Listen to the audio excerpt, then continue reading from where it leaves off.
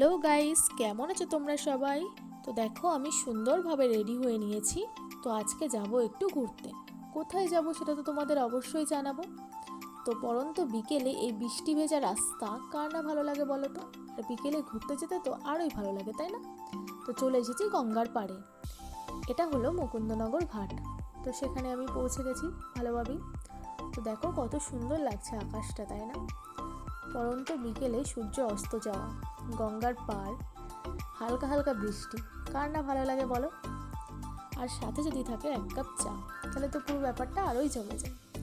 তো দেখো হালকা হালকা বৃষ্টি পড়ছিল, আর আমি দাঁড়িয়েছিলাম একটি দোকানে। তো এই বন্ধুটা আমার সাথে দেখা করতে এসেছিলো, তাই ওকে একটু ভিডিওতে নিয়ে নিলাম। তো তারপর সেখান থেকে বেরিয়ে পড়লাম। তো বেরিয়ে গেলাম একটি ক্যাফেতে। তো সেখানে পৌঁছে কিছু খাওয়া দাওয়া করছিলাম। তো কী খাওয়া দাওয়া করেছি দেখো, ছিল কিছু পকোড়া। তো পকোড়াটা খেতে খুবই সুন্দরই ছিল।